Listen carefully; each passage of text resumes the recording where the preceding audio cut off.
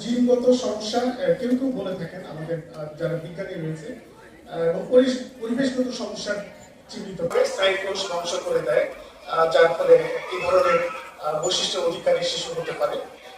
আর আমরা বলতে পারি যে আমাদের পরিবেশে যে আমরা যে রাসায়নিক উপকরণ দ্রব্য সামগ্রী যেগুলো আমরা ব্যবহার করে থাকি, স্পেশালি মার্জারিন, লেড, আমরা বিভিন্ন খাবারে যে প্রিজারভেটিভ ইউজ করে থাকি, আমরা পোকামাকড় মারার জন্য যে ওষুধগুলো স্প্রে করে থাকি, এবং নানা রকম কেমিক্যালস, আর্সেনিক, এগুলো কিন্তু অনেকাংশে দায়ী।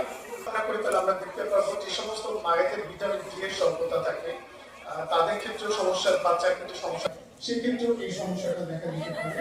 শিল্প কলকারখানা যেগুলো আমরা ইন্ডাস্ট্রিয়াল এরিয়ায় বসবাস করি, সেখানকার বাচ্চাদের মধ্যে এই ধরনের বৈশিষ্ট্য প্রবণতা আমরা খুব বেশি মাত্রায় লক্ষ্য করে থাকি। অটিজম আমাদের সমাজের একটা অবিচ্ছেদ্য অংশ, এটা অস্বীকার করার কোনো উপায় নেই। আমরা যদি এখন বাংলাদেশ সরকার কি কাজ করতে হবে জানি, আমরা যদি অল্প কথায় চিত্র তুলে ধরতে চাই, আপনাদের অবগতির জন্য জানাচ্ছি যে বাংলাদেশ সরকারের 20টি মন্ত্রণালয় এবং বিভাগ অটিজম সচেতনতা বিষয়ে কার্যক্রম পরিচালনা করে যাচ্ছে, এবং সরকারি তৎপরতার সাথে এই 20টি মন্ত্রণালয় এবং অধিদপ্তর সহ বিভিন্ন বিভাগ কার্যক্রম পরিচালনা করছে। আমাদের একটি জাতীয় কৌশল রয়েছে, এটা শুধু ব্যবস্থাপনার মধ্যে সীমাবদ্ধ নয়। এখানে আমরা এই সমস্ত বাচ্চারা লেখাপড়া শেখার পর তারা কিভাবে চাকরি করতে পারে, জীবনমুখী কার্যক্রম সমস্যার সমাধান করতে পারে, সেই বিষয়গুলো, দক্ষতা অর্জনের বিষয়গুলো এখানে বিশেষভাবে আমরা উল্লেখ করতে পারি। আরো কয়েকটা বিষয় লক্ষ্য করা দরকার যে আমাদের সরকার ইতিমধ্যে অনেকগুলো আইন তৈরি করেছে। আমরা ইতিমধ্যে একটি আইনের কথা শুনলাম যে ব্যক্তির অধিকার ও সুরক্ষা আইন 2013।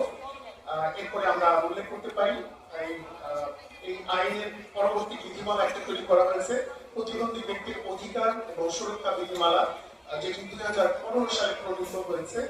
এছাড়া নিউ ডেভেলপমেন্ট প্রতিবন্ধী সুরক্ষা ট্রাস্ট, যেটি 2013 সালে গঠিত হয়েছে।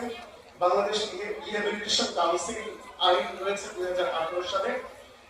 এরপরে আরো বিষয় আমরা বলতে পারি যে প্রতিবন্ধী ব্যক্তির তথ্য উপাত্ত ব্যবহার নীতিমালা, আমরা আপনাদের অবগতির জন্য জানাচ্ছি সমাজ সেবা অধিদপ্তর এই কার্যক্রমটি পরিচালনা করে, যে যারা প্রতিবন্ধী তাদের শনাক্তকরণ, চিহ্নিতকরণ এবং তাদের তালিকাভুক্তিকরণের কাজটি সমাজ সেবা অধিদপ্তর করে থাকে। এগুলো একটি ডাটা বেসে এটি সংরক্ষণ করা থাকে। নানা কাজে যে সমস্ত প্রতিষ্ঠান এই তথ্যগুলো ব্যবহার করতে চান তারা এই সহজেই ব্যবহার করতে পারবে।